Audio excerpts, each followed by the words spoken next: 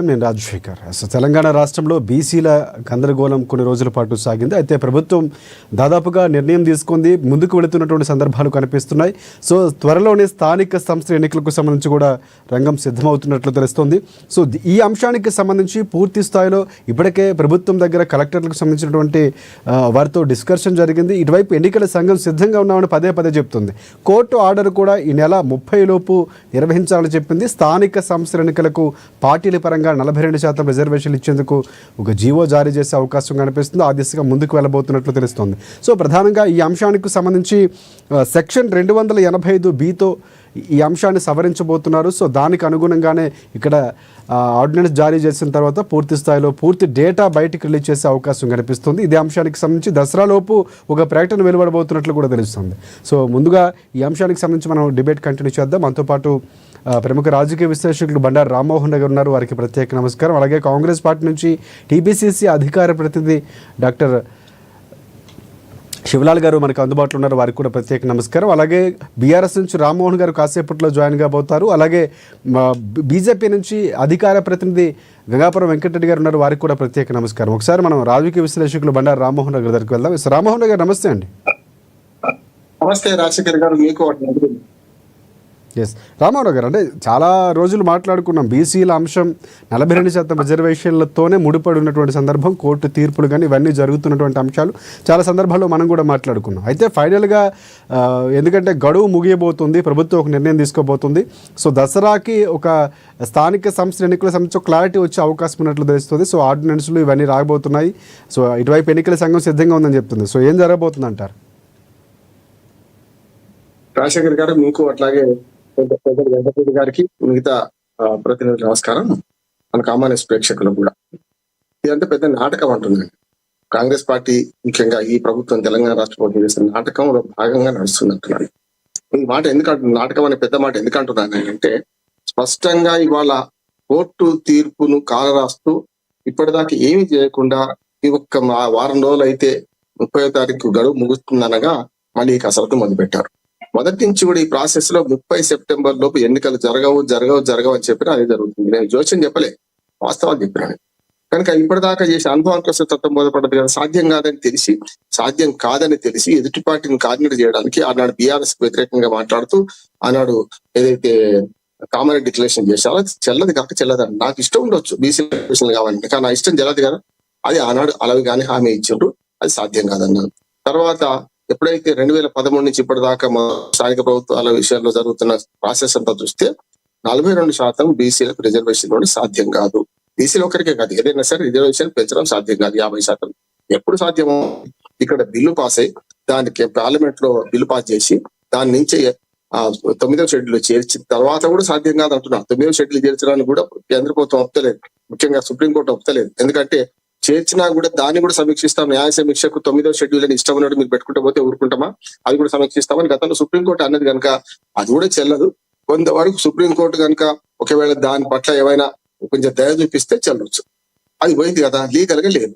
ఇప్పుడంట ఇన్ని రోజుల తర్వాత ఎప్పుడు ఈ ప్రాసెస్ మొదలు పెట్టాల్సి ఉండే, చట్టంలో పెద్ద లొసుగుంది రాజశేఖర్ గారు. ఏం చట్టం చెప్తాను, పంచాయతీరాజ్ యాక్ట్ లో ఏదైతే 1964 యాక్ట్ తర్వాత 73వ రాజ్యాంగ సవరణ 74వ రాజ్యాంగ సవరణ చేసేటప్పుడే ఇప్పుడు అసెంబ్లీ పార్లమెంట్ కు ఖాళీ ఏర్పడితే ఇప్పుడు జూబ్లీహిల్స్ ఉప ఎన్నిక ఇంకో 2 నెలలు వస్తుందా వస్తలేదా? దానికి ఎందుకు ఆటంకులు? రిజర్వేషన్ల ఖరారు అనేది డిలిమిటేషన్ కమిటీ ఉంటుంది, చేసేస్తుంది. అప్పుడు 25 ఏళ్ళ ఎంత ముద్దతు నిర్ణయిస్తే అప్పటిదాకా రిజర్వేషన్లు అవే ఖరారు అవుతాయి. సమస్య లేదు. కేంద్ర ప్రభుత్వానికి రాష్ట్ర ప్రభుత్వాలకు ప్రమేయమే లేదు. ఎలక్షన్ కమిషన్ నిర్వహిస్తుంది, కేంద్ర ఎన్నికల కమిషన్ అవి నిర్వహిస్తుంది. రాష్ట్రాల ఎన్నికల కమిషన్ ఏర్పాటు చేశారు. 5 ఏళ్లకోసారి ఎన్నికలు అన్నారు. మహిళలకు 33%, ఇప్పుడు 50 చేస్తున్నాం, 33% రిజర్వేషన్ అన్నారు. గ్రామ సభగా గ్రామ పార్లమెంట్ గా పార్లమెంట్ అన్న 5 ప్రధానమైన మార్పులు చట్టంలో వచ్చినాయి. అలా పెద్ద లొసుగు ఏంటంటే రిజర్వేషన్ల ఖరారు, డిలిమిటేషన్, ఈ రెండు కూడా రాష్ట్ర ప్రభుత్వ పరిధిలోకి అప్పచెప్పారు. దానివల్ల ఆ చట్టంలో చిన్న లొసుగు దానివల్ల వస్తుంది. పద్మనాభరెడ్డి గారు మేము కలిసి ఇప్పటికి 3 సార్లు 2001లో కోర్టుకు పోకుండా ఎన్నిక జరిపిన అప్పటి సమైక్యాంధ్ర ప్రభుత్వం. ఆ తర్వాత 2006లో కోర్టుకు పోకుండా ఎన్నికలు జరపలే. 2012లో కోర్టుకు పోయినాం, అప్పుడు కోర్టుకు పోయేదాకా ఎన్నికలు జరపలే. ఇప్పుడు 2019లో కోర్టుకు పోయినాం, 4 సార్లు కోర్టుకు పోతే ఎన్నికలు జరుగుతున్నాయి. ఏం జరుగుతున్నాయి అంటే 6 నెలల ముందేమో పార్లమెంట్ ఎన్నికలు ఖాళీ అయితే సీట్లు ఖాళీ కాగానే 6 నెలల ముందు ఎప్పుడైనా వాళ్ళు నోటిఫికేషన్ ఇష్యూ చేయొచ్చు. 6 నెలల లోపు ఎన్నికలు జరపాలి. అదే కనుక అసెంబ్లీలో పార్లమెంట్ రద్దు కాకముందు 6 నెలల ముందు నుంచి ఎలక్షన్ కమిషన్ పరిధిలోకి పోతుంది. ఇప్పుడు చూడండి, బీహార్ లో November 22 అయిపోతుంది. 6 నెలల నుంచి మొదటి ప్రాసెస్ మొదలు పెట్టారు వాళ్ళు. రేపో ఎల్లుండి నోటిఫికేషన్ వచ్చే నెలలో వస్తుంది. కానీ ఇట్లా చూసుకుంటే స్థానిక ప్రభుత్వాలకైతే 3 నెలల టైం ఇచ్చారు. 3 నెలల ముందు పూర్తిగా ప్రాసెస్ మొదలు పెట్టవచ్చు అన్నారు. మరి చేయొచ్చు కదా. మొన్న ఈ కాంగ్రెస్ ప్రభుత్వం రాకముందు డిసెంబర్ లో ప్రభుత్వం వచ్చింది. జనవరి 31 నాటికి అయిపోతుంది. ఫిబ్రవరి నుంచి ఖాళీ. పంచాయతీ సర్పంచ్ ఎన్నికలు ఎప్పుడు చర్య తీసుకోవాలి? డిసెంబర్ కన్నా ముందే. సరే, అసెంబ్లీ ఎన్నికలు వచ్చినాయి అనుకుందాం కొద్దిసేపటికి, అప్పుడైనా చర్య తీసుకోవాలి. పోనీ అయిపోయినాక 3 నెలలకు జరపాలి కదా. ఎందుకు జరపలేదు అంటే ప్రధానంగా అడ్డంకి ఇది అవుతుంది. ఏది డిలిమిటేషన్ అంటే ఏ పంచాయతీ, ఎన్ని పంచాయతీలు ఉన్నాయి, ఎన్ని మండలాలు ఉన్నాయి, ఎన్ని జడ్పీటీసీలు ఉన్నాయి, జిల్లాలకు ఫిక్స్ గానే ఉన్నాయి. వీటికి రిజర్వేషన్లు ఖరారు చేయకుండా చేయరాదు. అక్కడ ఒక్క అభ్యంతరం ఉన్నది. ఇప్పుడు వీళ్ళు చేస్తున్న పని ఏంటంటే ఇంకొక వారం రోజులు గడువుండగా కోర్టుకు ఏదైనా పని చేసినట్టు చూపించాలంటే ఏం చేస్తున్నారంటే, ఇప్పుడు మేము చేస్తున్నాం, రిజర్వేషన్ ఖరారు చేస్తున్నాం అన్నారు. ఇప్పుడు ఇవాళ సాయంత్రానికి సీల్డ్ కవర్లు వస్తాయట. అందరికి తెలిసిందే కదా. ఇప్పటికీ పార్టీ పరంగా రిజర్వేషన్ నిర్వహిస్తారా, చేస్తారా, లేకపోతే చట్టాన్ని మారుస్తారా అనే దానికి ఇప్పుడు రుజువైతే లేదు. చట్టాన్ని మార్చే అవకాశం అయితే పోయింది. పార్టీ పరంగా రిజర్వేషన్ ఇస్తే, కాంగ్రెస్ పార్టీ రిజర్వేషన్ పార్టీ పరంగా ఇస్తే మిగతా చోట్ల రిజర్వేషన్ అది చెల్లదు కదా. కేవలం 22-23% మాత్రమే లీగల్ గా ఉంటాయి. మిగతా రిజర్వేషన్ పార్టీ పరంగా తీసుకుంటారు. బీజేపీ ఎందుకు కూరుకుంటది, బీఆర్ఎస్ ఎందుకు కూరుకుంటది, ఇంకా ఇతర పార్టీలు ఎందుకు కూరుకుంటాయి? పోనీ వాళ్ళని కూడా డాక్యుమెంట్ చేస్తారు. వాళ్ళు కూడా మీరు బీసీలకు వ్యతిరేకమైన ముద్ర వేస్తారని భయంతో ఇస్తున్నచ్చు కొద్దిసేపు మాట్లాడతారు. కానీ ఇండిపెండెంట్ ఆపగలుగుతారా ఆ సీట్లను? అందుకని బీసీలను మోసం చేస్తున్న పార్టీ వస్తున్నారు. ముందుకు వెళ్తామని చెప్తుంది. ఇది కుదిరే పని కాదంటారా? స్పెషల్ జీవో జారీ చేస్తామని చెప్తుంది. పంచాయతీకి సంబంధించినటువంటి ఏదైతే సెక్షన్ 285B ఉన్నటువంటి మార్పులకు సంబంధించి అనుగుణంగానే చట్ట సవరణ చేయబోతున్నామని చెప్తుంది. జీవో జారీ చేస్తే కుదిరే పని అయితే ఇప్పటిదాకా చేయలేమండి. జీవో జారీ చేస్తే కుదిరే పని అనుకుంటే మరి 3 నెలల నుంచి ఎందుకు ఆశ్రయం చేశారు? 3 నెలల క్రితం తీర్పు వచ్చింది కదా. హైకోర్టు ఏమన్నది? నెల రోజులే వీళ్ళ టైం అడిగింది రాజశేఖర్ గారు. ప్రభుత్వం అడిగింది నెల రోజుల టైమే. జూన్ 25 నాడు తీర్పు వచ్చింది. ఒక నెల రోజులు టైం ఇస్తే మేము డిలిమిటేషన్ రిజర్వేషన్ ఖరారు చేస్తామన్నారు. ఎలక్షన్ కమిషన్ అడిగింది, మీకెంత టైం కావాలి ఎలక్షన్ నిర్వహించడానికి అన్నది. వాళ్ళు 2 నెలల టైం అడిగారు. 3 నెలలు వాళ్ళు అడిగిన టైం ఇచ్చింది. రోగి గోరింది ఇచ్చింది, రోగి గోరింది అది వాళ్ళు ఇచ్చింది. అది ఎప్పటికైపోతుంది? సెప్టెంబర్ 30 నాటికి అయిపోతుంది. కనుక మొదటి నెలలోనే వీళ్ళు చేయాల్సిన పని కదా. నిజంగానే జీవో జారీ చేస్తే సమస్య పరిష్కారం అయితే ఆ మొదటి నెలలో ఈ పని ఎందుకు చేయలేదంటున్నాను నేను. అంటే కావాలని ఉద్దేశపూర్వకంగా ఎన్నికలు వాయిదా వేద్దాం అనుకుంటున్నా. నేను స్పష్టంగా చెప్తున్నా, మెడకు బాట పాము కరవక మానదు. ఇవాళ ఎన్నికలు జరపాల్సిన బాధ్యత ఈ ప్రభుత్వం మీద ఉన్నది. ఇంత వాయిదా వేస్తే అంత కాంగ్రెస్ పార్టీకి నష్టం అంటున్నాను. వాళ్ళ మీరు కూడా చెప్తున్నాను. మీరు చూడండి, పోయిన జనవరి ఫిబ్రవరి జరిపితే పార్లమెంట్ ఎన్నికల కన్నా ముందు 2024 జనవరి తర్వాత ఫిబ్రవరి మార్చిలో జరుపుకుంటే ఇవాళ చాలా స్థానిక ప్రభుత్వాలను కాంగ్రెస్ గెలిచేది.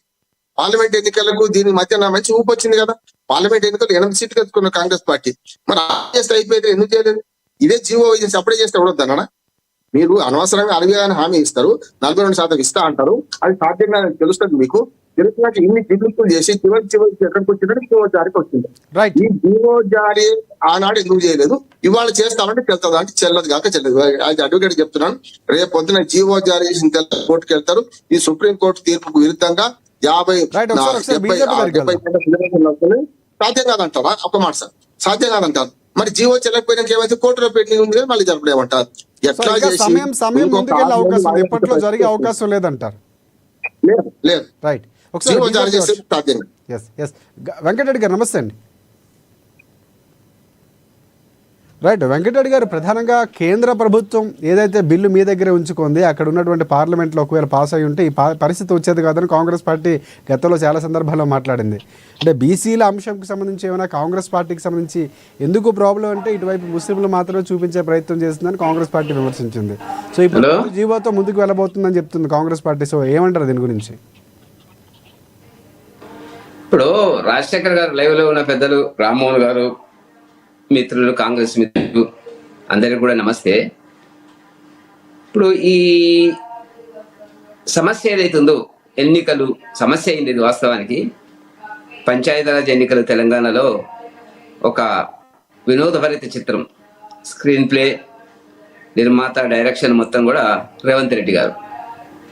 అది రోజు మనం ఒక్కొక్క విడతగా వస్తున్నటువంటిది. సీరియల్ ఉంటే చూడండి టీవీలో, ఆ పద్ధతిలో ఇది నడుస్తున్నటువంటిది. మనం కూడా అదే పద్ధతి లోపల చాలా కాలం నుంచి చాలా సందర్భాల లోపల మాట్లాడుకుంటున్నటువంటి విషయం ఇది.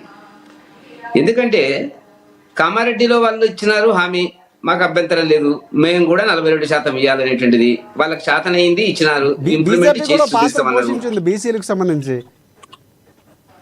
ఆ పాత్ర ఏముంటది, వాళ్ళకు ఇప్పుడు నేను చాలా సందర్భాలు చెప్పినా కదా, వాళ్ళ కడుపు నొప్పి లేసి వాళ్ళు టాబ్లెట్ వేసుకుంటే మమ్మల్ని వేసుకోమంటారు ఏంది? మాకు ఏది లేదు, వాళ్ళకి కడుపు నొప్పి కూడా లేకుంటేనే వేసుకున్నారు, అది వీలు కాదని తెలిసి కూడా వేసుకున్నారు టాబ్లెట్.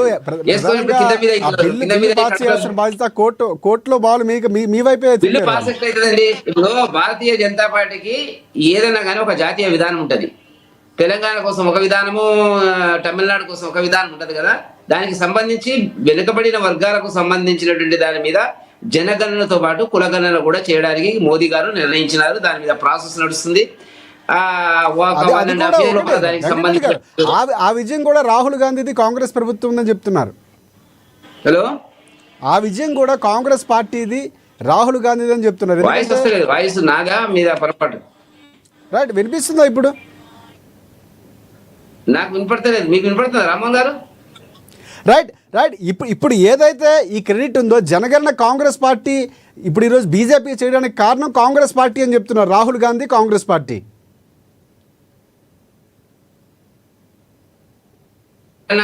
వాళ్ళు కాంగ్రెస్ పార్టీ 55 ఏళ్ళుగా ఏం చేయలేనటువంటి ఒక పరిస్థితి, లోపల ఏదో రాజ్యాంగం పట్టుకొని తిరుగుతున్నటువంటి పరిస్థితి కనపడుతున్నటువంటిది. దాని మీద ఒక కమిటీ ఫైనల్ గా నిర్ణయం చేసింది, ఏమో అమలు చేసేది ఏదైనా ఉన్నట్టయితే భారతీయ జనతా పార్టీ మోదీ గారి నాయకత్వంలోనే జరుగుతుంది తప్ప కాంగ్రెస్ చేసేది ఏంటి లేదు కదా. ఇప్పట్లో అదొక భాగం అట్లా పక్కకు పెట్టండి. ఇంకా ఎన్నికలు, పార్లమెంట్ ఎన్నికలు 3.5 సంవత్సరాలు ఉన్నాయి, దాన్ని చూద్దాం ఏం జరుగుతుంది అనేటువంటిది.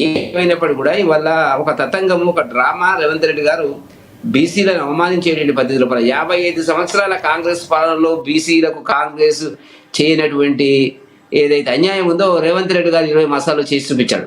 ఎందుకంటే వాళ్ళకి 42% అన్నాడు, జనగణన అన్నాడు, అన్సైంటిఫిక్ అశాస్త్రీయంగా జనగణన చేయడం జరిగినటువంటిది, చట్ట నిబంధనలకు లోబడి లేదు, డెడికేటెడ్ కమిషన్ పద్ధతులు లేదు, దానికి అధికారాలు లేవు, ఏదో టకటకటక ముగించేసి అసెంబ్లీలో బిల్లు పాస్ చేసి ఏ కులం ఎంతనో చెప్పలేదు, ఇంతవరకు కూడా పబ్లిక్ డొమైన్ లేదు.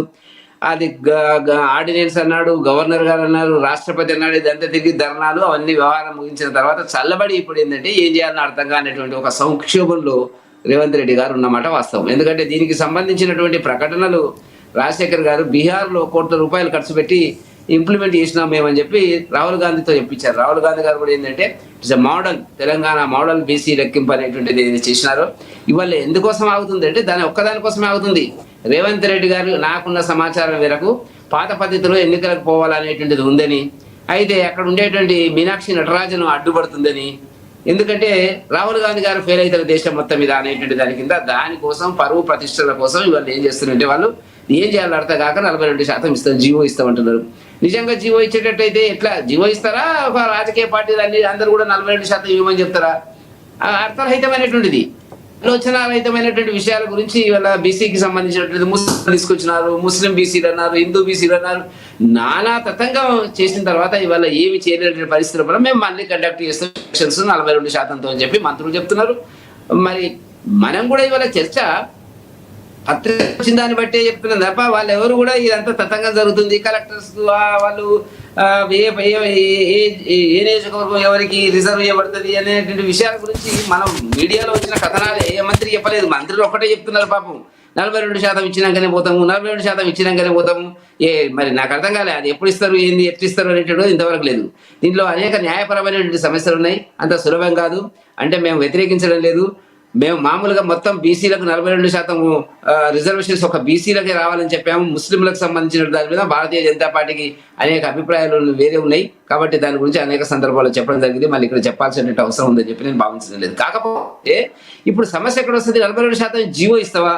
జీవో ఇస్తే అది న్యాయ పరిశీలనలో తట్టుకుంటుందా? అదే తట్టుకున్నట్టయితే మరి 8-9 నెలల నుంచి ఎందుకు కండక్ట్ చేయలేదు? రెండవది, రాజశేఖర్ గారు ఇప్పుడు నియోజకవర్గాలు ఏ నియోజకవర్గం ఎవరికి ఎంపీటీసీ జడ్పీటీసీ అని నిర్ణయించాలా, మరి జిల్లా పరిషత్ దీనికి సంబంధించినటువంటిది అది ఏ రకంగా నిర్ణయిస్తారు అనేటువంటి కొన్ని సందర్భాల్లో లెటర్ తీస్తారంటున్నారు. ఆ ప్రాంతంలో ఉండేటువంటి ఆ సామాజిక వర్గాల యొక్క సంఖ్యను బట్టి మా సమస్యలు వస్తాయి, దాన్ని క్వశ్చన్ చేస్తారు. క్వశ్చన్ చేసినప్పుడు మళ్ళీ లీగల్ బ్యాటిల్ అవుతుంది. కాబట్టి మనకున్న సమాచారం ఏంటంటే ఏ కామన్ మ్యాన్ కూడా రోజు పత్రికలు చదివి టీవీ చూసేటువంటి వ్యక్తికి అర్థమైంది ఏంటంటే రేవంత్ రెడ్డి గారు ఇప్పట్లో ఈ ఎన్నికలు పెట్టేటువంటి పరిస్థితులు లేడు అనేటువంటిదే తప్ప ఇక కోర్టు పర్మిషన్, కోర్టుకు అప్పీల్ చేయాలి, కోర్టులో ఎవరు అప్పుడు మరి పర్మిషన్ ఈ నెల చివరి వరకు అన్నారు, మరి అది ఉంటుందా, ఏ రకంగా పోతుంది అనేటువంటిది ఇంతవరకు లేదు. ఆయన ఏమో టూర్లు చేస్తున్నాడు, సమ్మక్క సారక అటువైపు వెళ్ళినటువంటి పరిస్థితి. కాబట్టి ఇవాళ ఘోరంగా బీసీ రిజర్వేషన్ కు సంబంధించినటువంటి ఒక ప్రక్రియ ఏదైతే ఉందో, న్యాయ సలహా లేకుండా, చట్టపరిధి ఆలోచన లేకుండా కేబినెట్ చేసుకున్నటువంటి నిర్ణయాల వల్ల బీసీల పట్ల అమోఘమైన ప్రేమ వాళ్ళకి ఉన్నట్టు మిగతా పార్టీలకు వెళ్ళినట్టుగా ఒక పిక్చర్ ఇచ్చి ఇవాళ ఆఖరికి వచ్చినప్పటికీ ఏంటంటే అది ఇది కాకుండా ఏది చేయలేనటువంటి పరిస్థితుల అనేక హామీలు రేవంత్ రెడ్డి గారు ఇచ్చిన దాంట్లో ఇదొక హామీ. కాకపోతే ఏంటంటే ఇప్పుడు మీరు చూస్తున్నారు రాజశేఖర్ గారు, బీసీ సామాజిక వర్గాలు కూడా వాళ్ళు మాట్లాడతలేరు. చాలా సంఘాలు ఉన్నాయి, వాళ్ళకి అర్థమైపోయింది రేవంత్ రెడ్డి గారు నమ్మించి బలి చేయడం జరిగింది అనేటువంటిది. వాళ్ళు ఒకటే ఆశతో ఉన్నారు, మాతో మాట్లాడుతున్నప్పుడు కనపడుతున్నటువంటిది. అన్న ఏమైనా చేయగలిగితే మోదీ గారే చేయాలా, ఆ జనగణ కులగణన జరిగేటువంటిది 1.5 year వరకు వెయిట్ చేయడమే మంచిది అనేటువంటి పరిస్థితుల వల్ల వాళ్ళు ఆలోచిస్తున్నటువంటి సందర్భం కనపడుతుంది.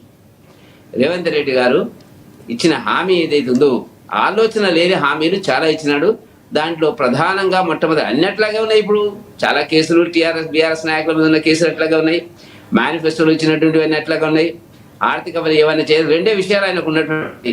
ఒకటి, నేను ఏమైనా చేయకపోయినట్టయితే హామీలు నెరవేర్చకపోవడానికి కారణం బీఆర్ఎస్ అని చెప్తున్నాడు, వాళ్ళు అప్పులు చేసిపోయిందని అంటున్నాడు. రెండవది ఏమంటున్నాడు, సెంట్రల్ నుంచి మాకు డబ్బులు రావడం లేదు, సెంట్రల్ సహకారం లేదు అనేటువంటిది. ఈ 2 చేయలేనటువంటి పరిస్థితులు ఉంటే మరి ముఖ్యమంత్రి గారు మరి ఏ హామీతో ప్రజలకు ఇచ్చి ఎన్నికైనారు, ప్రజలను ఏ రకంగా మోసం చేసేటువంటి ఒక ప్రక్రియను ఆయన ప్రారంభించిన అనేటువంటిది ఆలోచించుకోవాల్సిన. అడ్డం పడుతున్నారు అన్నిటికంటాడు. కిషన్ రెడ్డి గారు అడ్డం పడుతున్నట్టారు. కిషన్ రెడ్డి గారు అడ్డం పడితే ఊడిపోయే పరిస్థితిని ప్రభుత్వం ఉన్నట్టు ఇప్పుడు ఎల్ఎన్టీ చూస్తున్నారు. ఎల్ఎన్టీ కంపెనీకి సంబంధించినటువంటిది అనేక రకాల ఆరోపణలు ఆయన చేస్తున్నాడు. మరి ఇంత బలహీనమైనటువంటి ప్రభుత్వమా రాజశేఖర్ గారు? కిషన్ రెడ్డి అడ్డం పడితే నడవదు, కేటీఆర్ అడ్డం పడితే నడవదు, ఇక మరి మీరెందుకండి ఒక దిగిపోరాదండి? మళ్ళీ ఎన్నికలు పెట్టి దిగిపోయేటువంటి పరిస్థితులు పడి చెప్తారు అలాంటి ఎవరన్నా? గౌరవ ముఖ్యమంత్రి గారు ఆయన ఎట్టం పడుతుంటే ప్రజలు అధికారం ఇచ్చిన బ్రహ్మాండంగా, చట్టాలకు సంబంధించిన చేతగాక, పాలన మీద పట్టులేక, ఏం చేయాలని అర్థం కాక, ఆర్థిక సంక్షోభంలో ఉండి కూడా మీరు ఇచ్చిన హామీలను ఎట్టి పరిస్థితులను ముందుకు తీసుకుపోలేనటువంటి పరిస్థితి మీకు ఉన్నదని తెలిసి మీరు ఇవన్నీ చేసుకుంటూ పోతున్నారు. వాళ్ళకి తెలుసు న్యాయపరంగా చట్టపరంగా 47% ఏ రకంగా ఉంటుంది అని తెలిసి కూడా అదే ప్రజల్ని భ్రమంలోకి దిస్తున్నటువంటి పరిస్థితి కనపడుతున్నటువంటిది. ఇక అది మరి తెలంగాణ బహుశా ఎక్కడ లేనటువంటిది, చేయవలసినటువంటి చట్ట పరిధిలో లేనటువంటి చాలా అంశాలు ఉన్నాయి. 20,000 కోట్లు ఇప్పుడు పేజీ వాళ్ళ మేనిఫెస్టో 16, 17, 18 పేజీలు రాజశేఖర్ గారు బీసీల గురించే రాసినారు. 16th, 17th, 18th 3 పేజీలు రాసినారు. 20,000 కోట్ల సంవత్సరం ఇస్తామన్నారు, మరి 1,00,000 కోట్లు ఖర్చు పెడతామన్నారు. ఎక్కడ పోయిందో తెలియదు. మరి బీసీలకు సరైనటువంటి వాళ్ళకి స్కాలర్షిప్ సంబంధించి బీసీ సామాజిక వర్గ విద్యార్థులు వాటి అన్నిట్లు కూడా పెంచుతామన్నారు, అవి లేదు. మరి మంత్రివర్గంలో స్థానాలు 3 ఇచ్చినారు, ఇంకా 3 ఖాళీలు ఉన్నాయి, అవి ఇవ్వలేదు. మరి నామినేటెడ్ పోస్టులు వాళ్ళకి సరిగ్గా చేయలేదు.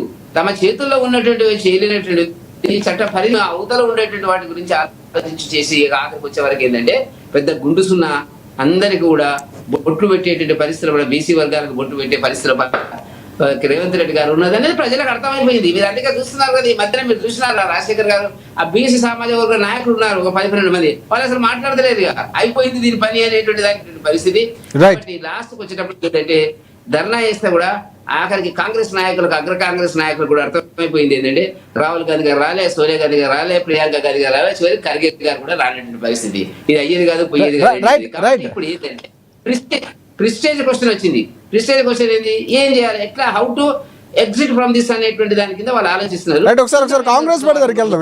వెంకటరెడ్డి గారు, శివలాల్ గారు నమస్తే అండి.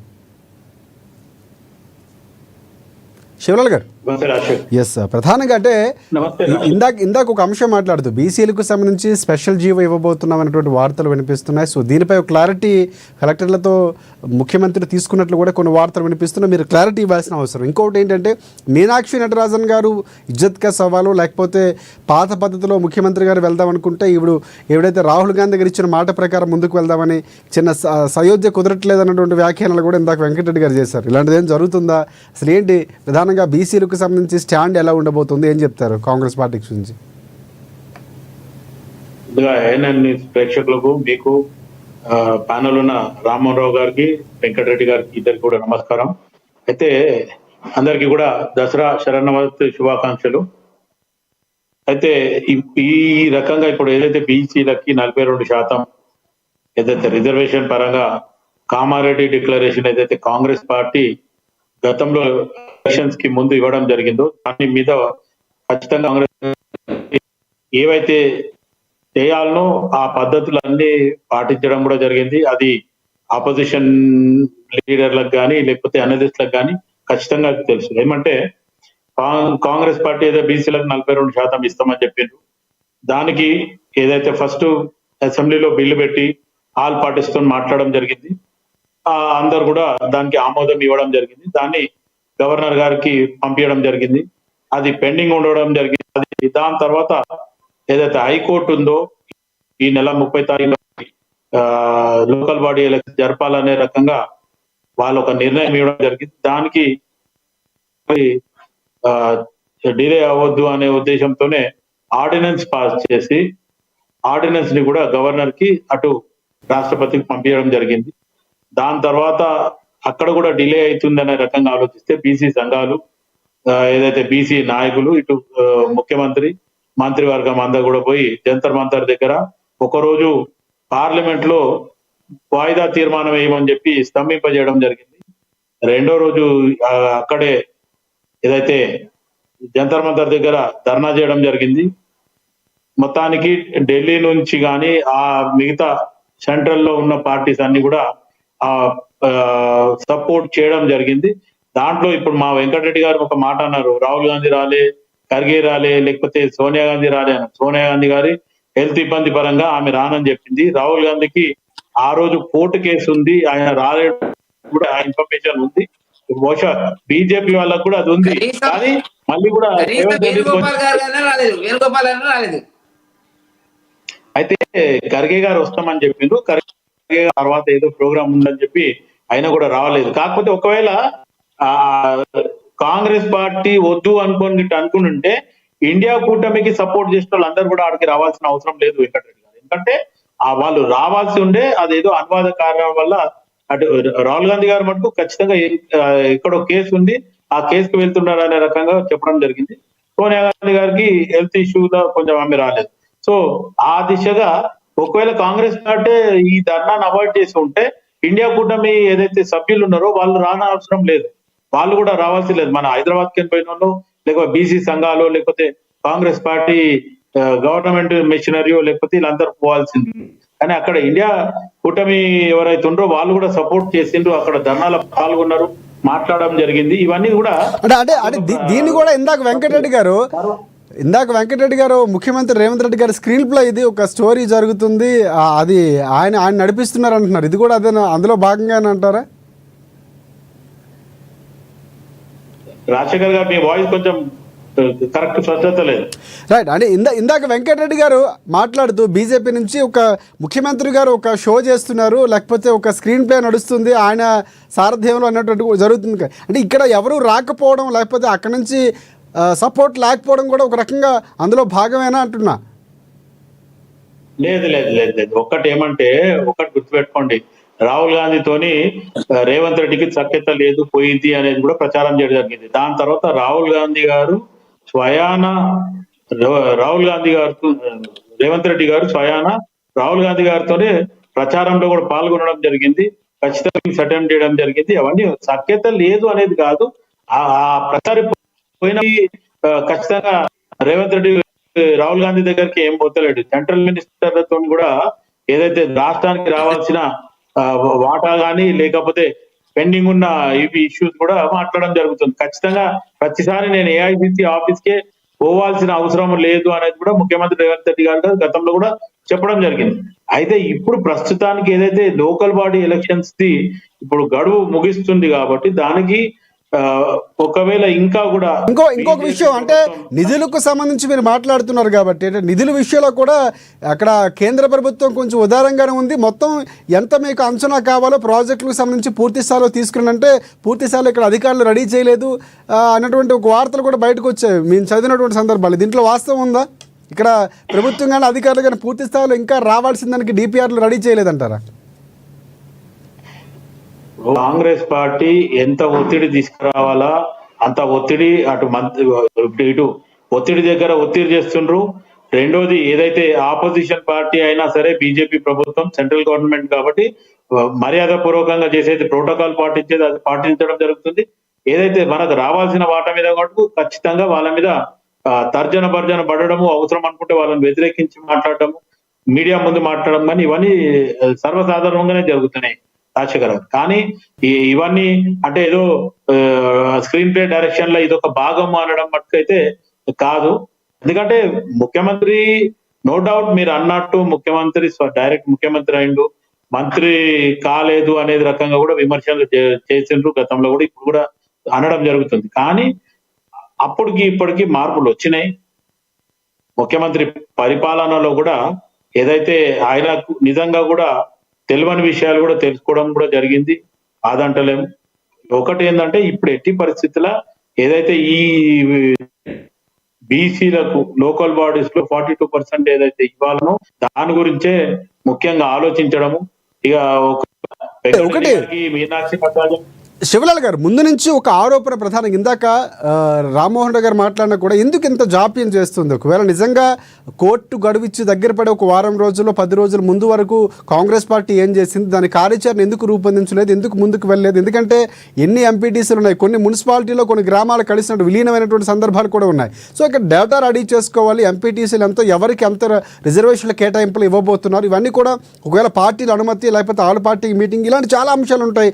ఒక రకంగా వీటితో ముందుకెళ్లడంలో లేకపోతే కన్స్ట్రక్టివ్గా ముందుకెళ్లడంలో కాంగ్రెస్ పార్టీ ఫెయిల్ అయిందంటే ఏం చెప్తారు? రాజశేఖర్ గారు, నేను రామ్మూర్తి గారు మాట్లాడిన దాంట్లో ఒక్క దగ్గర నేను ఏకీభవిస్తా. ఎందుకు ఒక అనలిస్ట్ గా ఫ్యూచర్ ఆలోచనలు ఆలోచించి చెప్పడం జరిగింది. ఎప్పుడైతే ఎంపీ ఎలక్షన్స్ అప్పుడు కానీ లేకపోతే మార్పు కావాలి, కాంగ్రెస్ రావాలి అనే ఆ నినాదంతో ప్రజలలో మార్పు వచ్చి కాంగ్రెస్ అధికారంలో తీసుకొచ్చిన తర్వాత నిజంగా కూడా పెట్టాల్సింది, అది జాప్యం జరిగింది. దాని తర్వాత ఇంకొకటి అంటే ఎంపీ ఎలక్షన్స్ కాగానే కానీ లేకపోతే ఎంపీ ఎలక్షన్ ముందు కానీ పెట్టుంటే కూడా బాగుండదు అనేది బండారి రామ్మోహన్ రావు గారు అనడం మాట నేను నిజంగా కూడా అది ఒక రకంగా సూచన కిందకి నేను ఖచ్చితంగా తీసుకుంటా. ఎందుకంటే ఒక అడ్వైజబుల్ వర్డ్ అది. కానీ కాంగ్రెస్ పార్టీ అధికారంలోకి వచ్చిన తర్వాత ఈ మొత్తానికి ఉండడము, ఖజానా ఖాళీ ఉండడము, ప్రజలకు ఇచ్చిన హామీని కూడా తీసుకుపోవడము, పరిపాలనని కూడా గాడిలో పెట్టడము, ఇవన్నీ కూడా టైం టేకింగ్ ప్రాజెక్ట్ లాగా అయిపోయింది. అటు కాళేశ్వరం లేకపోతే ఈ కార్ రేస్ అనుకోండి, లేకపోతే ఫోన్ ట్యాపింగ్ అనుకోండి, ఇవన్నీ కూడా ప్రభుత్వం మీద ఒత్తిడి. రెండోది ఏదైతే 6 గ్యారంటీస్ లో కూడా పాత అమౌంట్ వేయడం జరుగుతుంది, ఇప్పుడు కొత్త అమౌంట్ ఇంకా వేయలేదు. దాని మీద కూడా రేపు లోకల్ బాడీస్ లో ఖచ్చితంగా అది చర్చ జరుగుతుంది. ఎందుకంటే ఆపోజిషన్ పార్టీకి అది ఒక అస్త్రం లాగా అయిపోయింది. ఏదైతే తులం బంగారం ఒకటి 2,500 రూపాయలు మహిళలకు ఇవ్వలేదు అనే దాని మీద ఖచ్చితంగా రేపు టార్గెట్ చేసే మాట్లాడతారు. ఇవన్నిటిని కూడా కాంగ్రెస్ పార్టీ డిఫెండ్ చేస్తూ పోవడానికే ఇవన్నీ ఆలోచించడం జరిగింది. ఒకటి ఏమంటే మన మీద బరువు ఉన్నప్పుడు కొంచెం ఆలోచించడం వేరుంటది, ఎదుటి వాళ్ళ దగ్గర బరువు ఉన్నప్పుడు మనం మాట్లాడే విధానం కూడా వేరుంటది. అది అక్కడ కూడా మనం ఆలోచించవచ్చు. ఎందుకంటే మనం ఒక కార్ లో డ్రైవ్ చేస్తున్నప్పుడు డ్రైవర్ కున్న పక్కన కూర్చున్న వాళ్ళకి వెనకాల కూర్చున్న వాళ్ళకి ఉండదు రాజకీయం. కాకపోతే ఇప్పుడు ప్రస్తుతానికి అదే. ఎందుకంటే చీఫ్ మినిస్టర్ ఆఫ్ తెలంగాణ ఆయన మొత్తానికి ఏదైతే గవర్నమెంట్ అక్కడ కొన్ని తర్జన భర్జన కూడా జరుగుతున్నాయి, నేను కాదు అంటలేదు. అయితే ఆయన ఇచ్చిన హామీలల్లా అప్పుడు ఎప్పుడేదైతే ఉండేనో అది అప్పుడు కొంచెం మేనిఫెస్టోలో పెట్టేటప్పుడు కొంచెం సవరణ చేసేది ఉంటే, కానీ ఖజానా ఖాళీ ఉంది అనే రకంగా ఆలోచిస్తే పబ్లిక్ ఏమంటున్నారు, ఈ రోజు ఖజానా ఖాళీతో మాకు సంబంధం లేదు, మీరు ఇచ్చిన హామీ మాకు ఫుల్ఫిల్ చేయండి అంటున్నారు. ఇప్పుడు అది దానికి ఖచ్చితంగా ఇచ్చిన మాటకు వెనక్కి తగ్గాల్సిందే లేదు. పోనీ ముఖ్యమంత్రి గారు ఓపెన్ గా డిక్లేర్ చేసి నేనై ఉంటే ఓపెన్ గా చెప్పేవాడిని.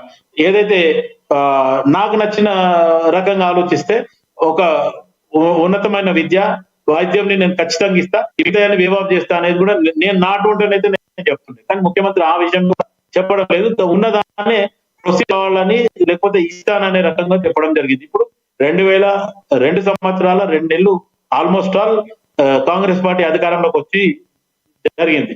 ఇక మిగతా కాలంలో ఖచ్చితంగా ఇప్పుడు లోకల్ బాడీస్ ఎలక్షన్స్ పోతే మటుకు ఆపోజిషన్ పార్టీకి ఇది ఒక రకంగా అస్త్రం. దాన్ని అధిగమించే Congress party local body election లో పోవాల్సి వస్తుంది. దాని తర్వాత నెక్స్ట్ ఇచ్చే అమౌంట్లు ఏవైతున్నాయో ఖచ్చితంగా ఇచ్చిన మాటకు కట్టుబడి ఉండాలి కాబట్టి పెంచాల్సి వస్తుంది. పెంచడం తప్పదు. రైట్, ఒకసారి రామ్మోహన్ రావు దగ్గరికి వెళ్దాం. ఎస్ సార్, రామ్మోహన్ రావు గారు, ఒకటి అంటే 6 రకాలైన నివేదికలు కమిషన్ ఇచ్చినటువంటి సందర్భాలు ఇలాంటి వార్తలు కూడా వస్తున్నాయి. ఇందాక మాట్లాడినటువంటి సందర్భాల్లో కాంగ్రెస్ పార్టీ ఎక్కడ మరి మీరు అన్నటువంటి మాట ఏకీభవిస్తున్నారు. ఒకవేళ ముందు ఎన్నికలు జరుగుంటే మాకు లబ్ధి చేకూరేదే అన్నటువంటి యాంగిల్లో మాత్రం మీరు ఏకీభవిస్తున్నారు. మిగతా అంశాలు కాంగ్రెస్ పార్టీ తీసుకోవాల్సిన సమస్యలు ఉన్నాయి. సో బరువు ఉంది, ఆ బరువుని తట్టుకుంటూ ముందుకు వెళుతున్నాం. నిర్ణయాలు తీసుకోవడంలో కొంతవరకు ఇబ్బందులు ఎదుర్కొన్నటువంటి మాట వాస్తవం అని చెప్తున్నారు. సో అంటే ఆ బాధ్యత ఎత్తున్నటువంటి పాత్ర కాంగ్రెస్ పార్టీ తీసుకుంటుందని చెప్తున్నారు. ఏమంటారు మీరు? నేను అనొద్దనుకున్నాను కానీ శివలాల్ గారు చెప్పిన తర్వాత రేవంత్ రెడ్డి గారు డ్రైవరు, మన వెనుక ప్రజలందరం కూర్చున్నాం సార్. బీజేపీ కాంగ్రెస్ లేదు, నేను కూడా కూర్చున్నా, మీరు కూడా కూర్చున్నారు. ఈ రాష్ట్రంలో మన భాగం కదా మన ప్రభుత్వం, మన ముఖ్యమంత్రి రేవంత్ రెడ్డి గారు.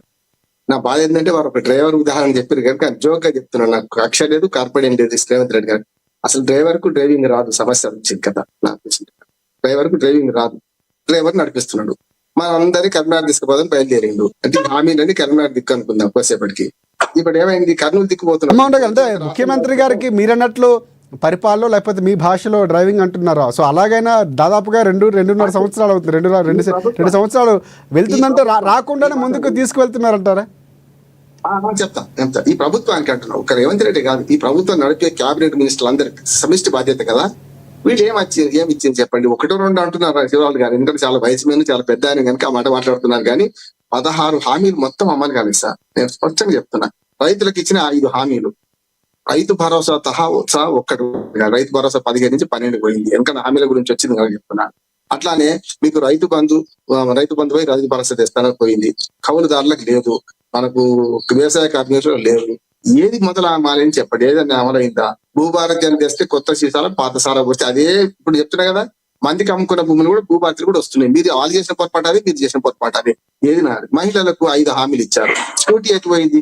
2500 ఎటు పోయినాయి? తులం బంగారం వారే చెప్పారు, తులం బంగారం ఎటు పోయింది? ఒక్క బస్సు తప్ప ఏం కాలేదు. ఇంకోటి చెప్తాను, నిరుద్యోగులకు ఇచ్చిన హామీ ఏంది? 4000 ఇస్తా అని చెప్పి మనకు ప్రియాంక గాంధీ గారు సరూర్ నగర్ సభలో స్పష్టంగా చెప్పారు. ఏమైంది? నిరుద్యోగుల హామీలు పోయినాయి, మన రైతుల హామీలు పోయినాయి, మహిళల హామీలు పోయినాయి. చివరికి ఇంతకుముందు శివరాలు గారు జ్ఞాపకం చేశారు కూడా, 2000 నుంచి 4000 పెన్షన్ పెంచుతామన్నారు కదా. వికలాంగులకు 4 నుంచి 6 చేస్తామన్నారు కదా. మరి ఏమైంది? ఏది కాలే కదా. అందుకనే ఒక్క బస్సు హామీ తప్ప అన్ని కూడా అరకొర. రుణమాఫీ అరకొరనే, లేకపోతే మాకు బస్సులు మాత్రం ఫుల్. ఈ సమస్య లేదు, దానిలో ఏం తేడా లేదు, అది నడుస్తూనే ఉంది. వేరు. కానీ మిగతా హామీలు అంటే ఏమైంది? 420 అనను కానీ 417 అనేమో కాంగ్రెస్ అంటుంది, 20 అని వాళ్ళు అంటారు. 3 తేడా. 420 అంటే లక్కీ నెంబర్, ఓ పేరు పెట్టవచ్చు అని చెప్తున్నారు, తప్ప అంటున్నాడు. నిజంగా చెప్పాలంటే 6 గ్యారెంటీలు 13 హామీలు. ఇక్కడికి వస్తాను నేను.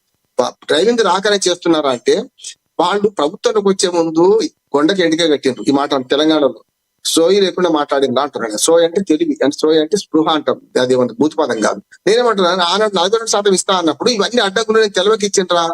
ఆనాడు కేసీఆర్ గారు తెలవకనే రిజర్వేషన్ తగ్గించారా? నేను చెప్తున్నాను, రిజర్వేషన్ తగ్గించడానికి ప్రధానమైన కారణం 2013లో ఏదైతే అప్పటి కిరణ్ కుమార్ రెడ్డి ప్రభుత్వం హైకోర్టులో కేసు పెడితే, అయ్యా ఒక్కసారికి నోటిఫికేషన్ వచ్చేసింది, మీరు దయచేసి ఈసారి అనుమతించండి. అప్పటికి 60.5% రిజర్వేషన్ ఉన్నాయి కనుక దీన్ని అనుమతిస్తే వచ్చేసారి మేము అడగమన్నా.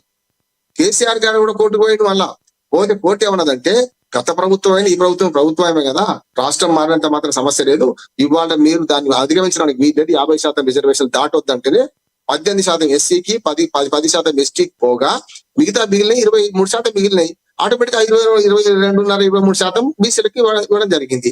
కనుక కేసీఆర్ తప్పు, మలే తప్పు, పులే తప్పు కాదు, వ్యవస్థ తప్పు. ఆ వ్యవస్థను సవరించే ప్రయత్నం ఆయన చేయలేదు, వీళ్ళు చేయలేదు. ఇప్పుడు హామీ ఇచ్చాడు కామారెడ్డి హామీలో పెద్దది ఏంటంటే 42% అలవి కానీ హామీ అంటున్నాను నేను. మిగతా అన్నింటిలో ఇది కూడా అంతే. చట్టం తెలుసు, చట్ట ప్రకారం సాధ్యం కాదని తెలుసు, చేసింది కదా. ఇప్పుడు జరుగుతున్న ప్రాసెస్ చెప్తాను. మీరు ఒకసారి అకాడమిక్ చర్చ కనుక మన వాళ్ళకు సూచన ఇస్తున్నాడు. మన మెయిన్ మీడియా కూడా తప్పు చేయొద్దు. మీరు చూపెడుతున్న నిర్వాచన సదన భారత నిర్వాచన సదన అని, దానికి సంబంధం లేదు ఈ ఎలక్షన్లకు. చాలా మంది రాజకీయ పార్టీలకు తెలుస్తలేదు, ఎలక్షన్ కమిషన్ ఏంటి, ఎలక్షన్ ఆఫీసర్ ఏం తెలుస్తలేదు అంటున్నాను. ఇవాళ మీరు చూపెడుతున్న మీడియా చూపెడుతున్న ఏదైతే ఉందో, ఎలక్షన్ కమిషన్ ఆఫ్ ఇండియాకు ఈ దీనికి సంబంధం లేదు. ఎలక్షన్ కమిషన్ ఇండియాకు ఈ ఎలక్షన్ స్థానిక ప్రభుత్వాల ఎలక్షన్ సంబంధమే లేదంటున్నాడు. ఎవరు చేయాలి? స్థానికంగా ప్రతి రాష్ట్రంలో చట్ట ప్రకారం 73వ రాజ్యాంగ సవరణ ప్రకారం ప్రతి రాష్ట్రంలో ఒక ఎలక్షన్ కమిషన్ ఏర్పడ్డది. ఎలక్షన్ కమిషనర్ వేరే ఉంటారు. మీరు చూపించడానికి ఎవరు చూపించాలంటే, ఇక్కడ ఉన్నది మనకు మాసాబ్ బ్యాంక్ లో ఉంది వాళ్ళ ఆఫీసు, అది చూపించండి. ఏమంటే మన మీడియా కూడా మనదని చెప్తున్నాం, ప్రేమతో చెప్తున్నాం, మీ మీద విమర్శ కాదు. అందుకని మీడియాకు కూడా సరిగ్గా అవగాహన లేదు. కేంద్ర ఎన్నికల కమిషన్ కేవలం ఎమ్మెల్యేలు, ఎమ్మెల్సీలు, పార్లమెంట్ సభ్యుల ఎన్నికలు మాత్రం స్థానిక ప్రభుత్వాలు ఏ రాష్ట్రానికి ఆ రాష్ట్రం కమిషన్ ఉంది. కానీ మనకు ఒకడు ఉంటాడు, ఎలక్షన్ కమిషన్ ఇండియా తరఫున సిఇఓ ఉంటాడు, చీఫ్ ఎలక్షన్ ఆఫీసర్ ఉంటాడు.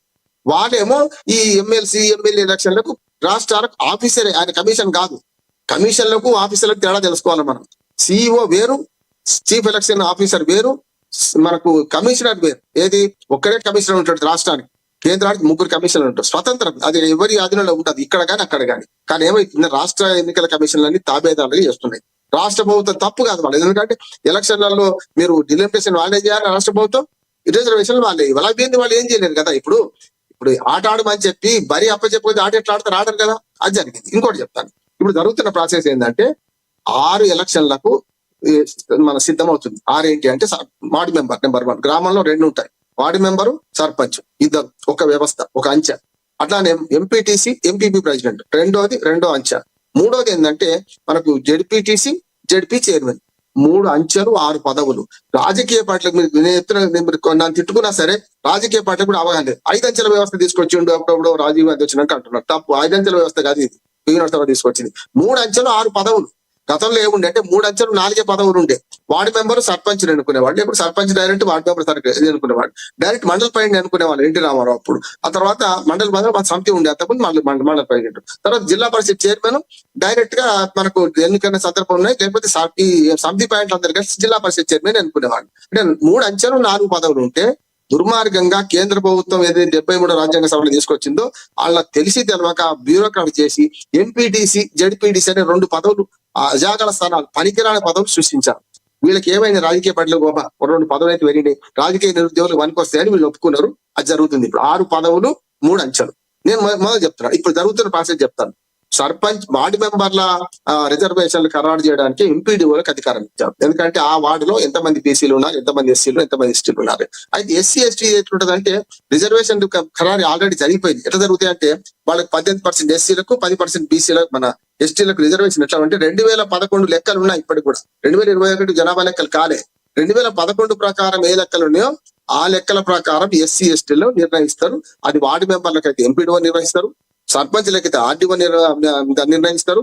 దాంతో పాటు వాళ్ళకి పైన ఏది ఎంపీటీసీలకు, సర్పంచ్లకు మనకు ఆర్డీఓ నిర్వహిస్తున్నారు. జడ్పీటీసీలకు మాత్రం కలెక్టర్ నిర్వహిస్తారు. జడ్పీటీసీలు, జడ్పీ చైర్మన్ కి వచ్చే కల్లా కమిషనర్ పంచాయతీరాజ్ నిర్వహిస్తున్నారు. ఇది అంచె అంటే 4 అంచెలలో ఈ 6 పదవులు రిజర్వేషన్లు అవుతున్నాయి. అయ్యే క్రమంలో ఇప్పుడు ఏం చేస్తున్నారు చెప్తా, ఇంత సమస్య వచ్చి చెప్తాను. ఇక్కడ ఏమవుతుందంటే వార్డు మెంబర్ల రిజర్వేషన్ పెద్ద సమస్య కాకపోవచ్చు, కానీ లాటరీ తీయాల్సి వస్తుంది. ఎట్లా అంటే వార్డు మెంబర్లకు బీసీ రిజర్వేషన్ లేవు, బీసీలకు లెక్క లేవు కదా, ఈ లెక్క చెల్లయి. ఏం చేయాలి, లాటరీ తీస్తారు. మళ్ళా లాటరీ తీసినప్పుడు ఏం చేయాల్సి వస్తుంది అంటే, మీరు చూడండి ప్రతి గ్రామంలో బీసీ జనాభా ఎక్కువ ఉంటుంది. ఎస్సీ ఎస్టీ తండాలు తప్ప, ఎస్టీ సంఘాలు కానీ ఎస్సీ పంచాయతీలు కానీ ఉన్న దగ్గర మాత్రమే అవి కొంత ఎస్సీ జనాభా, ఎస్టీ జనాభా ఉంటుంది. మిగతా చోట్ల వెంటనే వచ్చేది బీసీ జనాభానే కదా. మరి ఏం చేయాలి, 4 ఆ ఊళ్ళో ఆ మండలంలో 20 గ్రామ పంచాయతీలు అనుకో, 20 లేవు, ఇప్పుడు 5-6 కూడా ఒక మండలం చేసి. దుర్మార్గం ఏంటంటే 5-6 గ్రామాలు కూడా మండలం చేసిండ్రు. 10 గ్రామాలు ఉన్నాయి అనుకుందాం. 10లో 8 ఒక ఎస్సీ, ఒక ఎస్టీ పోతే, 2వ ఓటు పోతే, మిగతా 6వ 7వ బీసీల జనాభా అంతట్లో ఉంటుంది ఎక్కువనే. వాళ్ళ తర్వాత ఎస్సీఎస్ తర్వాత బీసీ జనాభా అందరికీ ఎక్కువ ఉంటుంది. ఓసీల జనాభా అయితే ఎక్కడ ఎక్కువ ఉండదు కదా. మరి ఈ 6 ఏది బీసీ తీస్తారు, ఎన్టీ రామారావు గారి 10 లాటరీ తీయాలి. మళ్ళా ఒక్కటి తప్పు జరిగిన కోర్టుకు పోతారు, నెంబర్ 1. రెండోది, ఇప్పటికి 3,200 కోట్ల రూపాయలు ప్రతి నెల ఇప్పటిదాకా కేంద్ర ప్రభుత్వం ఇచ్చే నిధులు ఆగిపోయినాయి. కారణం బీజేపీ కాదు, లేకుంటే కేంద్ర ప్రభుత్వం కాదు. చట్టం ఏం చెప్తుందంటే ఎలక్టెడ్ బాడీస్, ఎలక్టెడ్ రిప్రజెంటేటివ్ ఉన్నప్పుడు మాత్రమే ఇస్తాము. కాకపోతే ఎలక్షన్ జరగకపోతే 6 నెలల వరకు వాయిదా ఇస్తాం, కానీ 6 నెలల తర్వాత మాత్రం ఎలక్షన్లు జరగని ఏ పంచాయతీలకు కూడా నిధులు ఇచ్చేది తెచ్చిపోమని చట్టం చెప్తుంది. కనుక 3,200 కోట్లు ఆగింది. ఇప్పుడు ఆ డబ్బులు తెచ్చుకోవాలి. ఇవాళ దసరా పండుగ వస్తుంది, లైట్లు బంద్ అయింది. చూడండి, మీరు పోయినాయి అంటున్నారు కానీ ఇప్పటికి 2 ఏళ్ళు కావస్తుంది, ఇంకొక 3 నెలలు తక్కువ ఉంది. శివలాడు గారు మీరు 2 ఏళ్ళు అన్నారు, కానీ 2 ఏళ్ళకి ఇంకా నిండలే. డిసెంబర్ 7కు 2 ఏళ్ళు నిండుతాయి. డిసెంబర్ 7 అంటే ఇంకో 2 నెలల 15 రోజులు ఉంది. ఇంకా నేనన్నా 2 ఏళ్ల లోపల మీరు చేసిన పని ఏంటంటే గ్రామాలకు ₹1 రాకుండా చేసిండ్రు. మీరు ఇస్తలేరు, వాళ్ళు ఇవ్వకుండా అయింది. ఇప్పుడు కేంద్ర ప్రభుత్వం ఇచ్చిన నిధులు ఇస్తలేరు, మీరు ఇచ్చేది మొత్తం బంద్ చేసిండ్రు. ఇప్పుడు ఏం కావాలి మరి? కనుక పంచాయతీలలో సున్నమేసి దిక్కు లేదు, దిక్కు లేదు. పంచాయతీలు మొత్తం పండుగలు జరుగుతున్నాయి. మొన్న నుంచి పెత్తరామాసం మొదలైన తెలంగాణలో రాజశేఖర్ గారు చీకట్ల పడి చెరువులకు పోతే చెరువు దగ్గరికి పోతే చాలా ఇబ్బంది పడుకుంటూ పోతున్నారు మహిళలు, చూస్తున్నాం కదా. మరి పంచాయతీ పాలన మొత్తం నిర్వీర్యం అయిపోయింది. పంచాయతీలు ఒకటే కాదు, మున్సిపాలిటీలు కూడా పరిస్థితి అదే. ఇప్పుడు నిన్న కార్యదర్శి పంచాయతీ కార్యదర్శులు సమ్మె చేశాం. ఏమనంటే మాకు ఒక్క రూపాయి ఇవ్వకుండా ఇప్పటికే అప్పులు చేసి మేము జీతాలు ఇస్తున్నాం, అప్పులు చేసి మేము పంచాయతీలు నడుపుతున్నాం. సర్పంచులు లేరు కదా, 2 ఏళ్ళు అవుతుందండి సర్పంచులు లేక. సంవత్సరం నడతాం, 16 నెలలు దాటి 18 నెలలు దాటి 19 నెలలు నడుస్తున్నది. సర్పంచులు లేరు, వార్డు మెంబర్ లేరు. మరి వాళ్ళకి ఎవరు జీతాలు ఇవ్వాలి కింది స్థాయిలో? కనుక పంచాయతీ సెక్రటరీలు ఏమంటున్నారంటే, అయ్యా మేము దీనికి పెట్టలేము, నిర్వహణ పైసలు లేవు, మా దగ్గర రూపాయలు, మేము అప్పు తెచ్చిపెట్టలేము, మా జీతమే 20,000 రూపాయలు, మేము ఎక్కడికి చేయాలని వాళ్ళు అంటున్నారు. ఇక మున్సిపాలిటీస్కి వస్తాను. మున్సిపాలిటీ పూర్తయి కూడా పోయిన జూన్ అంటే మొన్నటి జూన్కే ఏడాది అయింది. ఇది ఒక 3 నెలలు అంటే 15 నెలలు అయిపోయింది మున్సిపాలిటీ పదవి కాలం అయిపోయి. అక్కడ నిధులు లేవు. మున్సిపల్ కమిషనర్ ఎక్కడి నుంచి తీసుకొస్తాడు? పోనీ మున్సిపాలిటీ అంత పెడదాం. కార్పొరేషన్లు కూడా హైదరాబాద్ తప్ప కరీంనగర్తో సహా అన్ని కార్పొరేషన్లు ఖాళీ. ప్రజాప్రతినిధుల టైం అయిపోయింది, అది కూడా ఖాళీ. అంటే వాళ్ళు పంచాయతీరాజ్ పాలన మొత్తం నాశనం చేసి, మున్సిపల్ పాలన మొత్తం నాశనం చేసి, కేంద్రం రాష్ట్రం మీ ఇద్దరే చేస్తారా? ఆడ బీజేపీ ఉంది, కాంగ్రెస్ ఇద్దరు అడుగుతున్నా. ఇప్పుడు మీ ఇద్దరే చేస్తారా? కింద ప్రభుత్వం అవసరం లేదు, ప్రజలు అవసరం లేదా అనే పరిస్థితి వస్తుంది. కనుక ఇక్కడ జరుగుతున్న పొరపాటు ఏంటంటే, ఇవాళ కొంచెం కదిలింది ఫైల్. ఇప్పుడు సాయంత్రం నా మిత్రులు చెప్తున్నారు, సెక్రటేరియట్ ఫైల్ చేరింది. ఏమనంటే ఎంపీడీఓ ఇచ్చిన రిపోర్టు, అట్లాగే ఆర్డీఓ ఇచ్చిన రిపోర్టు, సీల్డ్ కవర్ మళ్ళీ ఎవరికి చెప్తే కష్టం అని చెప్పి.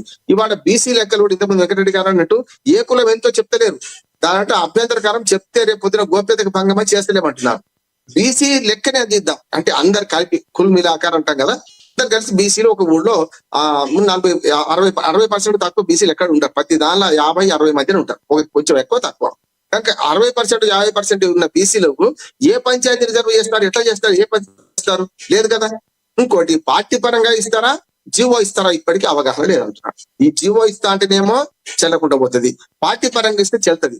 కానీ అవతల పార్టీ వాడు మీరు చెప్పినట్టు ఎందుకు వింటారు అంటున్నా. ఒకవేళ వింటారు అనుకుందాం, బయట పార్టీకి సంబంధం లేని వాడు ఓడేస్తాడు. నిజంగానే బీజేపీ ఒక గట్టి నిబంధన పెడుతుంది, అరే మనకు బీసీ ఓట్లు పోతాయి బై, మనం చేయొద్దని బీసీ మన కిషన్ రెడ్డి గారితో సహా లేకుంటే మన రామచంద్రరావు గారు దాని ఆదేశం ఇస్తారు అనుకుందాం, మనం కూడా బీసీని పెడతామని. కానీ రామచంద్రరావు గారు ఆదేశం బీజేపీ వాళ్ళు అందరు వింటారా? ఎందుకు రాని?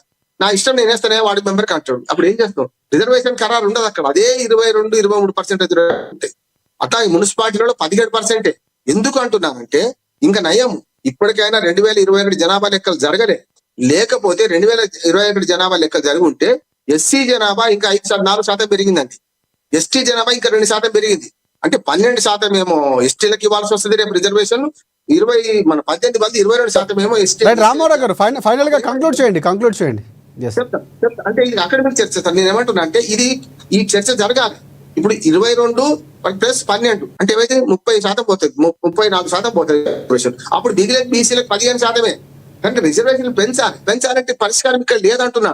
రెండోది, బీజేపీ వాళ్ళకు కూడా నేను విమర్శిస్తున్నాను. ఒకటి ఏంటంటే, మీరు ఇక్కడ బిల్లు పాస్ చేసేటప్పుడు మీరు మన కులగణన లెక్కలు తప్పని గట్టిగా మేము నిలబడాలి కదా. కులగణన లెక్కలు తప్పే కరెక్ట్ అంతవరకు అన్నారు. బీసీలలో ముస్లిం బీసీలు, హిందూ బీసీలను తీసినప్పుడు బిల్లుకు మద్దతు ఇచ్చేది లేకుండే, ఓట్లు పోతేనే ఇచ్చారు. ఇప్పుడు అక్కడ పోయేమంటున్నారు, బిల్లులు లేస్తారు. అది రాజశేఖర్ గారు, వెంకటరెడ్డి గారు కూడా బాగా తెలుసు. బిల్లులో ఎక్కడ కూడా ముస్లిం రిజర్వేషన్లు, ముస్లిం బీసీలను రిజర్వేషన్లు పేర్కొనడే. కేవలం రిజర్వేషన్లు బీసీలు ఉన్నారు. తూదేకుల పకీర్లు వాళ్ళందరూ వాళ్ళకి వస్తారు. ఇప్పుడు వస్తుండ్రు, అప్పుడు వస్తుండ్రు. అందుకని కాంగ్రెస్ పార్టీ మిమ్మల్ని కార్నర్ చేస్తుంది. గుజరాత్ ఇస్తారేరా, పలానా మన రాష్ట్రంలో ఇస్తారేరా అంటున్నారు కదా. దానికి కారణం ఏంటంటే, బిల్లులో ఎక్కడ లేదు. ఇంకొక తంపు పెట్టుకున్నారు ఈ కాంగ్రెస్ పార్టీ లేకుండా ఈ ప్రభుత్వం. ఇంకొక తంపు, పెద్ద తంపు ఏంటంటే, మండల కమిషన్ లొల్లి ఎప్పుడైందో కందిరిగ తుట్టని కదిలించారు. మండల కమిషన్ నివేదిక వచ్చిన తర్వాత కూడా విద్యా ఉద్యోగాల్లో రిజర్వేషన్ 27కే పరిమితం చేశారు. 27 వాళ్ళు ఇచ్చింది. ఇప్పుడు వీళ్ళు ఏమంటున్నారు, 42% విద్యా ఉద్యోగాలకు ఇస్తా అంటున్నారు. వీళ్ళకి హక్కు ఎక్కడికి? రాష్ట్రపతిలో లేదు. ఇప్పుడు బీహార్ చేసింది, ఫెయిల్ అయింది. మొన్న కర్ణాటకలో, ఇప్పుడు నేను మొన్న దాకా బెంగళూరులో ఉన్నాను, కర్ణాటకలో 15 ఏళ్ల కింద చేసిన లెక్కలు చెల్లవని ఇప్పుడు మళ్ళీ బీసీ డెడికేటెడ్ కమిషన్ నిన్నమో వేసింది సార్. వారం రోజులు కమిషన్ వేసి. అంటే రాష్ట్ర ప్రభుత్వం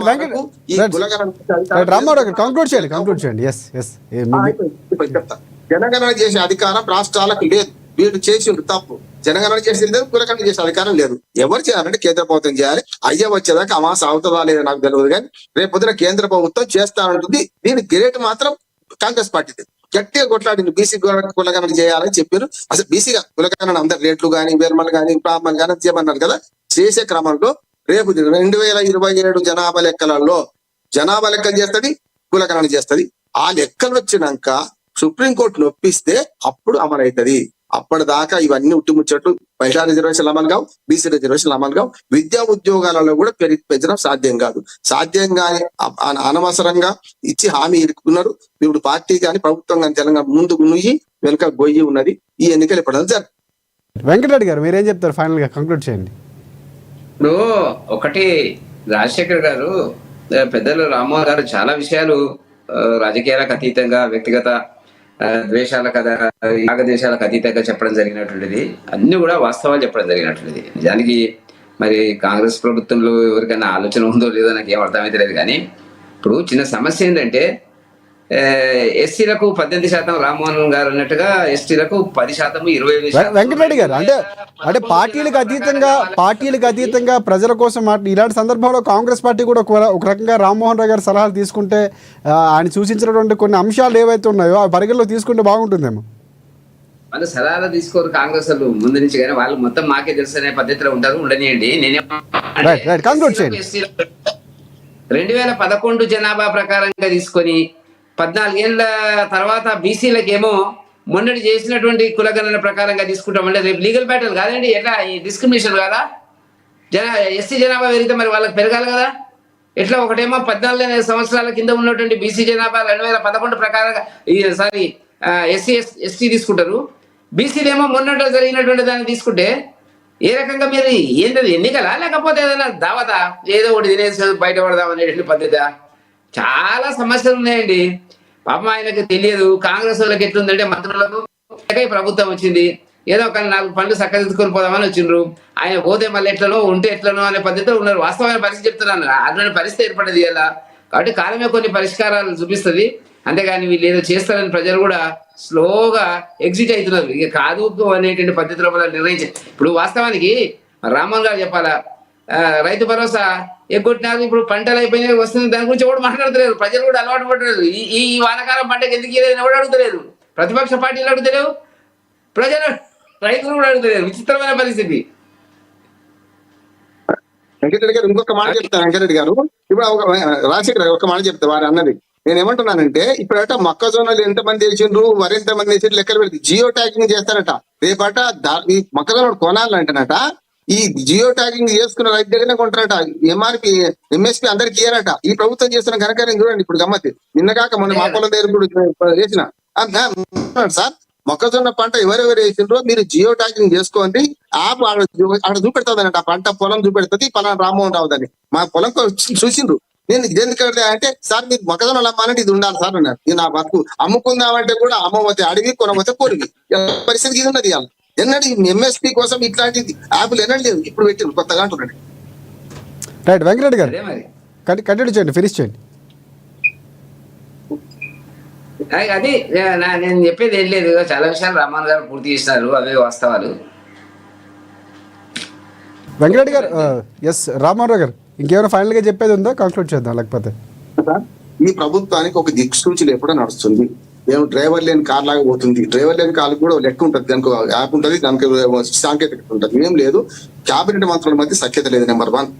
ఒకరు తలా ఒక్క మాట మాట్లాడుతున్నారు. మొత్తం చూడండి, ఒకరు మాట్లాడిన మాట ఒకటి ఉండదు. నిన్న కదా సద్దుల బతుకమ్మ అంటే సజ్జల బతుకమ్మని ఒక ఆయన అంటాడు, సద్దుల బతుకమ్మని ఒక ఆయన అంటది. మొత్తం బతుకమ్మని తీసుకుని ఇంకో రకంగా చెప్తారు. 4 మంత్రుల పని 4 రకాలు మాట్లాడిండు. కనుక ఒక తెలంగాణ పట్ల అవగాహన కూడా లేకుండా మాట్లాడుతున్నారు స్పష్టంగా. తెలంగాణ అస్తిత్వ పోరాటం కానీ, తెలంగాణ మన అస్తిత్వం కానీ తెలవకుండా మాట్లాడుతున్నారు. ప్రభుత్వంలో మళ్ళీ అదే కమిషన్ల ప్రభుత్వం నడుస్తుందట. పెద్ద ఎత్తున అవినీతి జరుగుతున్నది. ఇవాళ కమిషన్ వాళ్ళే అంటే వాళ్ళకంటే అతనికంటే మించిన వాడు అచంట మల్లన్న అని. ఇప్పుడు వాళ్ళు దొంగలే. వాళ్ళు స్పష్టంగా వాళ్ళు పనిచేసిండ్రు. వాళ్ళు అవినీతి పనులు అంతా దొంగ. వాళ్ళ పక్కన పెట్టి ప్రభుత్వం వీళ్ళని గెలిపించారు. ప్రజల ఆశలు అడియాశలు చేస్తున్నారు. దయచేసి ఈ ఎన్నికల విషయం నేను మాట్లాడుతున్నాను. ఈ ఎన్నికల విషయంలో ఇన్ని పిల్లి మొగ్గలు వేసిన ప్రభుత్వం ఎప్పుడు చూడలేదు నేను. ఇక ముందు కూడా కష్టమే అంటున్నాను. ఎన్నిక జరగాలని కోరుకుందాం అందరం. బీసీలకు రిజర్వేషన్ 42% వాళ్ళ హామీ జరగాలని కోరుతాం, డిమాండ్ చేద్దాం అంటున్నాను. ఎందుకు ఇయరో అడుగుదాం అంటున్నాను. Right. Thank you Rammohan Rao గారు. అండ్ వెంకటరెడ్డి గారు మీకు కూడా ధన్యవాదాలు. శివలాల్ గారు మనకి లాస్ట్లో డిస్కనెక్ట్ అయ్యారు, వారికి కూడా ప్రత్యేకంగా ధన్యవాదాలు.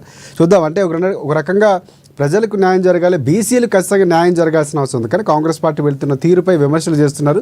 కాంగ్రెస్ పార్టీ కూడా దాన్ని సరిదిద్దుకునేందుకు ప్రయత్నాలు చేస్తుందా లేకపోతే ముందుకు వెళ్తున్నటువంటి తేలాల్సిన అంశాలు. ఎందుకంటే కోర్టు గడువు కూడా ముగుస్తుంది, కొత్త జీవోతో ముందుకు వస్తాం. ఇటువైపు బీసీలకు సంబంధించి పార్టీల పరంగా విస్తారా లేకపోతే జీవో పరంగా ముందుకు వెళ్తారా, ఇంకా తర్జన భర్జన పడుతున్నటువంటి సందర్భాలు ఉన్నాయని విపక్షాలు ఆరోపిస్తున్నాయి. సో ఇప్పటికైనా క్లారిటీ కాంగ్రెస్ ప్రభుత్వం ముందుకు వస్తుందా లేదన్నది చూడాల్సిన అంశం. ఇది వాళ్ళ డిబేట్ పాయింట్. మరిన్ని అప్డేట్స్ కోసం చూస్తూనే ఉండండి ANN తెలుగు న్యూస్.